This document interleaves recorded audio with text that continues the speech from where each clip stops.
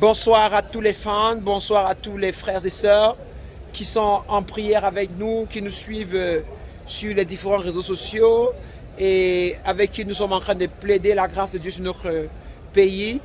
Nous sommes ici au stade Al Jalloum où les Lions viennent de faire un match spectaculaire au score de 3-3 avec la Serbie. Alors, bien-aimés dans le Seigneur, si je tiens cette vidéo, c'est juste pour encourager quelqu'un et pour donner un message prophétique au sujet de notre nation. Alors, c'est dans ce même stade que le Cameroun a perdu 1-0 face à la Suisse, suite à un but marqué par Embolo, qui est un enfant du Cameroun qui a marqué durant ce match contre son pays parce qu'il a signé la nationalité suisse. Alors, bien-aimés, après ce match, les espoirs pour le pays étaient vraiment en berne. Plusieurs se sont découragés, plusieurs sont motivés et se sont démotivés, et plusieurs ont même maudit le Cameroun en disant que nous ne pourrons aller nulle part à cette compétition.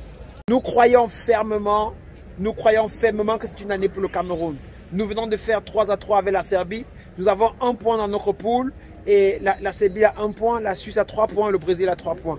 Nous ne savons pas par quelle alchimie Dieu fera, mais nous sommes convaincus que quelque chose de surnaturel se passera pour que le Cameroun puisse se retrouver au 8e de finale.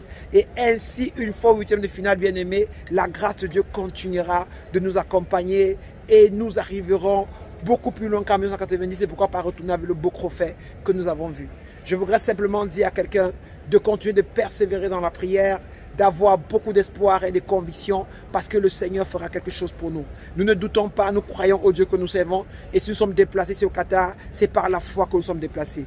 Je vous remercie et je vous encourage de nous retrouver chaque soir dès 21h du Cameroun pour prier pour nos lions indomptables en ligne, et vous pouvez aussi recevoir de nous une fiche de prière où vous pouvez juste consacrer 30 minutes de votre temps par jour à prier pour les lions indomptables. Vous choisirez une fiche horaire et vous prierez pour eux. Bien aimé, la prière, l'invisible est ce qui crée le visible.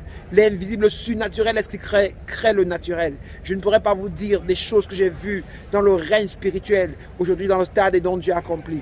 Bien aimé dans le Seigneur, je voudrais encore vous dire une chose. Nous croyons fermement que le Seigneur est avec notre équipe nationale et que cette année sera une année mémorable pour le monde entier qui se souviendra du Cameroun, parce que personne n'en reviendra lorsqu'on verra le parcours. Dieu aime parfois faire des choses comme cela. En vrai, je voudrais rappeler depuis ce stade, voilà, où se sont joués les 2 premiers matchs des Lions, que si nous sommes ici, c'est parce que Dieu nous a fait une promesse.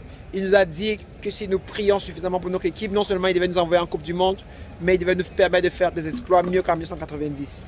Et alors cela me permet de remonter rapidement sur l'histoire de l'Espagne. Après la défaite du Cameroun lors du premier match, le Seigneur m'a inspiré et je suis allé chercher dans l'histoire les équipes qui avaient perdu le premier match de la Coupe du Monde et ont fini par la remporter. Et je me suis rendu compte, mes recherches ont abouti sur un pays, à savoir la Suisse et l'Espagne, à savoir le match entre la Suisse et l'Espagne à Durban en 2010 en Afrique du Sud. Alors au match d'ouverture, le Cameroun, je veux dire que au match d'ouverture, l'Espagne avait perdu face à la Suisse. 1-0 marqué également à la deuxième mi-temps, notamment à la 52e minute par Fernandos, qui était un Africain du Cap-Vert qui s'est également naturalisé suisse, comme ce fut le cas avec Embolo. Et par la suite, l'Espagne a remonté la pente et a fini par remporter la compétition. Alors je voudrais donner ce message pour dire que ce n'est pas impossible pour nos Lions de remporter la compétition. Le Seigneur est avec nous et nous croyons que Dieu est celui. Dieu n'est pas seulement un élément de l'histoire, mais il est celui qui écrit l'histoire.